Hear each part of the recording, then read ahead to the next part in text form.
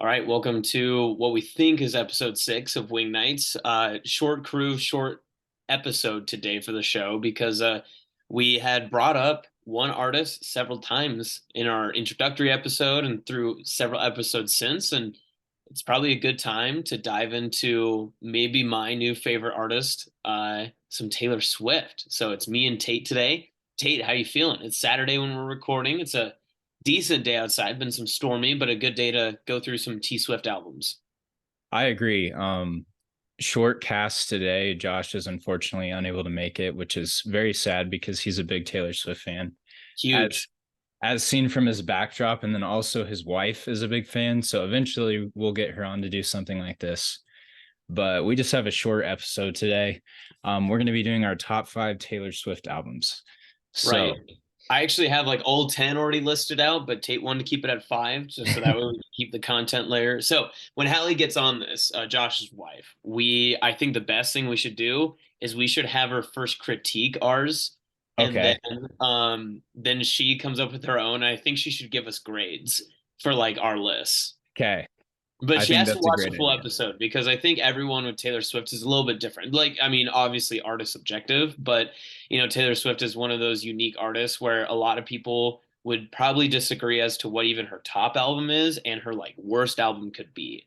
Yeah, and especially for fans of hers that are like me, where I have just basically a base level understanding. Um, I think the list is going to look a lot different than someone that like religiously follows her music. Right. Yeah. Especially, So, and so that's the other thing that I will add too is that, I've followed a little bit, like I understand a little bit of like the backside stories of some of it. But mhm. I've had to get help from my girlfriend for some of the recent. Now, through that time, I think I'm becoming a Swiftie. But I'm not gonna claim that like I've known every song about every person or every detail of her life. So yeah. Tate, why don't you lead off with your fifth? Let's work our way to the top. You start with number five and then I'll go. Okay, so I will just put this disclaimer out before we start. Taylor Swift was one of my two favorite artists my senior year of high school. So Respect. I'm more familiar with her older work. So my list will probably reflect that. But over here, for number five for me, I'm going to do. Hmm. What was her most recent album? The one with Karma on it. Midnight's. I'm gonna put Midnight's at number five. Um, I really like the song Karma. I'm gonna pull up my Apple Music here so we can go through some of the songs. Let me see here. Geez, you came wildly unprepared for this, Tate. I know. The Swifties will just completely demolish you here. Not Well, knowing the songs from Midnight's. and I understand that there's a Till Dawn edition, which I think is just copying the Weekend's Dawn FM, but we'll just skip that. So I like Anti-Hero on that. I really liked the You're on Your Own Kids song. Really good. But Karma is my favorite on there. I think it's number five for me. So what are you thinking for number five? Well, I'm gonna start off on a limb already. We're gonna do Red for Okay. my number five. So I really like Red. Obviously, Red was the one that kind of got her into a transition, like from where she was known as kind of a country artist into more of a transition pop star. And I remember being like a kid when it came out, and I want to say it came out in 2012. That when I think that was my freshman year of high school, and people would listen to the Taylor Swift album. They were like, "This isn't country." Like I specifically remember, 22 came out. We Are Never Ever Getting Back Together was on there. Obviously, Red was there too. And then this album's become so much more popular now because of the Taylor's version and the 10-minute version of All Too Well, which is one of the most heated songs ever. Um, I listen to that song maybe probably at least like twice a week, if nothing else. But yeah, you got a lot of good tunes that are on Red. And then I think the big one too that pushed Taylor into like this whole new level of like culture and into pop culture was I Knew You Were Trouble When You Walked In. Yep. Because when that song came out, first it got memed back in the day when memes like weren't big. And if you remember, it was actually one of the more popular vines because they had the goats screaming like in it.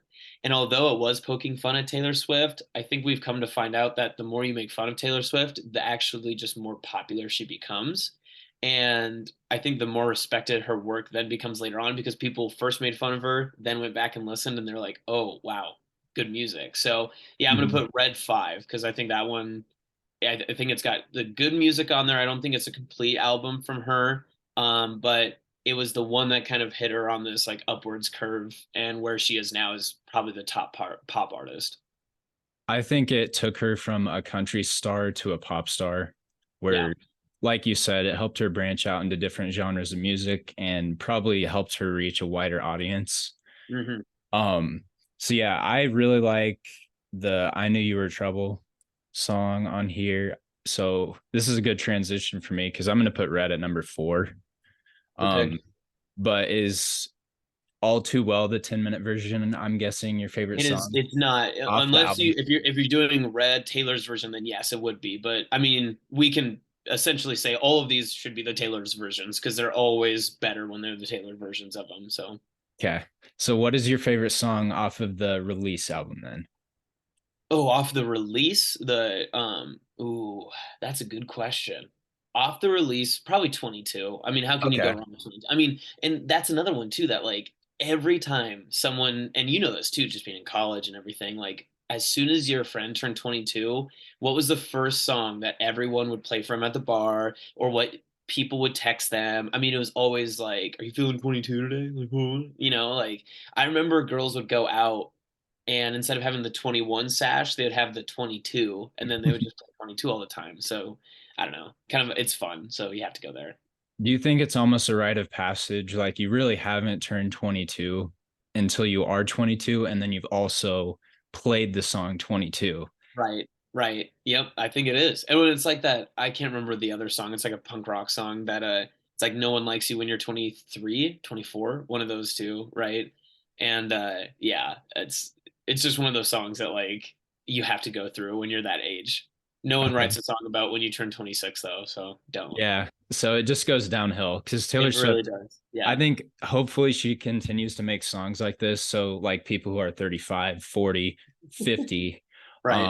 all get to appreciate her music as well. So I picked my number 4 is Red. What did you have as your number 4 Taylor Swift album? Number 4, I'm actually going to trade you, and I'll put Midnights at 4. Okay. I really like Midnights. I liked it from the minute I started listening to it. As soon as it released, I was actually driving to Des Moines to see my girlfriend Katie and saw it right away, pulled it up, and listened to the traditional 13 songs that came out last year. Starting the album with Lavender Haze was awesome. Thought Lavender Haze was an excellent choice. Really liked Maroon too. Maroon is so good. You just work your way down. Obviously, Anti-Hero is one of those songs that is in kind of the popular nature of it. What you come to find out is that the best songs of Taylor's are the ones that aren't really the most catchiest. I thought that Snow on the Beach was really good. I really, really, really, really like Mastermind. I'm probably one of the few people that really enjoyed that. Bejeweled is one of those that is it's catchy. It's pretty much like iconic like a Taylor Swift time. Um, but there's also just some like fun ones in there too. Like she has vigilante shit, which is just like I saw a tweet that said this Midnight's album from Taylor Swift is like she asked for permission to cuss and her dad said yeah it's okay. And that song is like perfect with that tweet because it's just you hear it and she's like clearly talking trash about like other people that she's had to interact with over the years.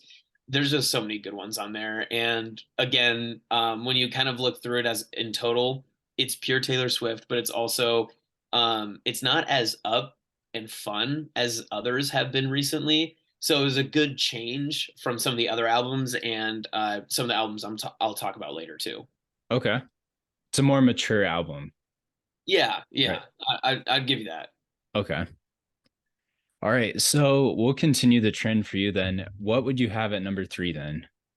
So number 3, I'm going to go a little bit off the beaten path of my last two in terms of like popularity, and I'm going folklore. So Okay. folklore actually doesn't have really any songs that truthfully broke through the top 40. Cardigan's really good. Um, one of my favorite songs of hers, like of all time, is Exile with Bon Iver. Um, it's just so good. And just the way that the song starts, not even with Taylor Swift, you start with Bon at the beginning. I just think that this song, this entire album is like one of the best, like true works of like her artistry. And I think it goes to show that the fan base really supports it and loves it. They love Evermore just the same as they love Folklore, but general public probably doesn't know if you played this song front to back, and the people who will be going to the Taylor Swift Eras tour, when she plays music from this album, they are likely not listening to this one because they will just be like, "Oh, I don't. This is new. Is this a song that I know of hers?" But the Swifties really know this, and the more I've listened to it, the more I've really liked it. And again, it's another mature album, and I think that's the thing that she does so well is when she transitions and knows that she wants to make these more poppy music, the one that people will want to listen to on top 40 charts and top 40 playlists. She can make those really well, but this one feels like it's one that she wrote and she was like, nope, this is mine. That's just going to be about whatever I want it to be about, and I don't care if it's popular because I know like I know it's good for me. So that's why I like it. Have it number three. I think you're spot on with saying this is one that Swifties would like, because as a casual Taylor Swift fan, I only know one song off this album, which is Cardigan, Mm, and which is also probably the biggest song on this album. So right. I think that was a really good comment. Yeah. Um, Also, Betty. Betty's underrated on there. I love Betty too. okay. Um, I think for me, number three, we're gonna throw it way back to I think it was probably 2006. You were also right on the nose with Red at 2012. That's the year it came out. So this album I really liked. Tim McGraw's a great song. I think Teardrops on My Guitar, which is my favorite Taylor Swift song of all time, is on this album. Nice. Um, so that's why I'm gonna put it at number three. It's just not as complete as some of the other ones she's made, but there's just a bunch of songs on it that I really like. And Tim So McGraw is just such a classic. I mean, yeah. that's one that if you're not a Swiftie, if you were truthfully a country fan and Tim McGraw comes on, like you might not even remember if it played today and someone you're listening to the country radio station, they're like, here's a throwback from the 2000s, and they played Tim McGraw, you'd probably sing along with it and forgot that it was Taylor Swift that made that song. Mm-hmm. It is a very country song. Also, Our Song is on this album. Picture to Burn is on this album. Two Mm. other good songs, in my opinion. So yeah, I have Fearless. I mean, Taylor Swift album at three. I was gonna say Fearless So is, I'm guessing, probably up there too, but we'll get to that in a yeah. little bit. So number three for me was Folklore. This is where it got really tough for me. So just like any artist, like I said at the beginning, it's always subjective. I have, I think this album is probably her best album in total, but it's not my favorite. And that's how I ranked this entire list. I think number two for me is 1989. Okay. Really like that. And if I get a little asterisk, I'll put in the deluxe edition as well. From the beginning of the album all the way to the bottom, this has some of my favorite songs of all time from my general knowledge of Taylor Swift. And I think a lot of people would point to, if Taylor wanted to do a tour of just 1989, she would still sell out all of the same arenas that she did before. You start with Welcome to New York, you work your way down to Blank Space, you've got Style third, Out of the Woods, which is my favorite Taylor Swift, I should say second favorite Taylor Swift song of all time. You got Shake It Off, you got Bad Blood, which don't forget that Bad Blood gave us the Kendrick Lamar remix with one of the hardest features of all time. You got Wildest Dreams at nine, and then it starts to kind of lose some of its strengths near the back end of the album, but New Romantics at the end on the 16th song, I mean, that's just fantastic. So you go one song, I should say song one to song 10 on the track. If you are putting this in a tape recorder, you have it on vinyl, you are just enjoying the hell out of 1989 from start to about the middle end. And yeah, I mean, it's a fantastic, and like I said, I think it's probably her best overall album, but it's not my personal number one. I really want to put this album at number two. There's two other ones that I think I personally like better. And I like that you said we're rating this based on what ones we like, not like objectively as music critics. Right. Um, because I also really like a few songs off this album. Wildest Dreams is probably my favorite one. It's my brother's or one of his favorite songs, so shout out Oliver. I would put this in my honorable mention, but it doesn't make my top two. I think for two, I'm gonna put Speak Now. I like Um, that. That's a good choice. Enchanted is probably a top three Taylor Swift song for me. So I just that alone puts it at number two for me, honestly. Well, I love Enchanted. I was belting that thing coming back from a baseball game the other day in the Y102 country truck, able to blast it. That was just the best. And then another good song off this album is Sparks Fly. Mm. Really, really good. And then Back to December, I also really, really like. Mean is always a classic, but I think for me, it's gotta be Enchanted for my favorite song with Sparks Fly coming in second for this album. Weirdly enough, hot take about Speak Now. I think it's probably the best album from Taylor Swift to work out to. Okay. It's got some good motivation in there. Like Mean is one of those that like I mean she literally talks about she's like everything you're saying about me right now, it's just like why are you so mean? But also like I'm gonna forget about you because I'm gonna be so popular it won't matter. Mm, Like come on. How else could you want like to yeah. be self-motivated than that? And there's some genuinely heartfelt moments on it. Like I mentioned Back to December, but just having that song that's full of the remorse and I guess regrets. Everyone has remorse and regrets in their life. So I think everybody can relate to that song if you really listen to it.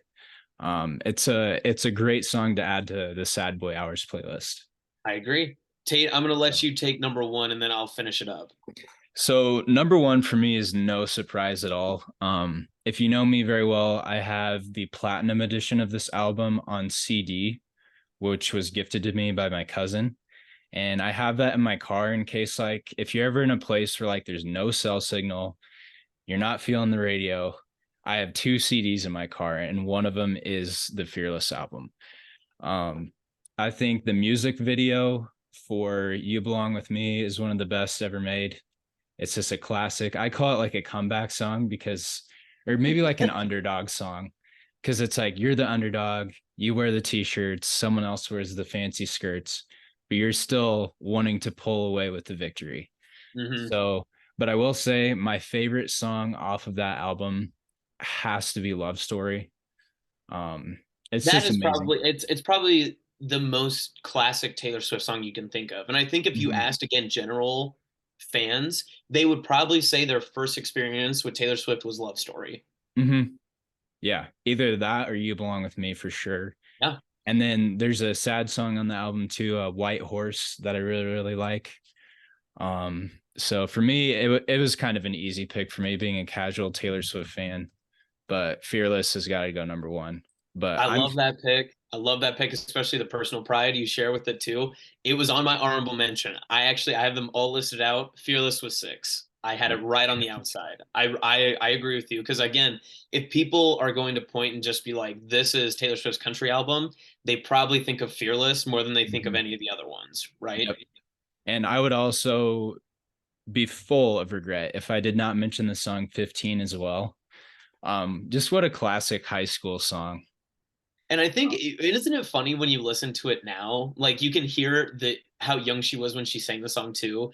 But when you hear the song and you think back to like when you were like in high school and someone like you were like having a crush on someone in high school or like you dated someone and they told you they loved you, like you're like, "Oh yeah, I had the same thing." Like it's Mhm. just a relatable song more than Yeah. really a whole lot of other music that you could hear at that time.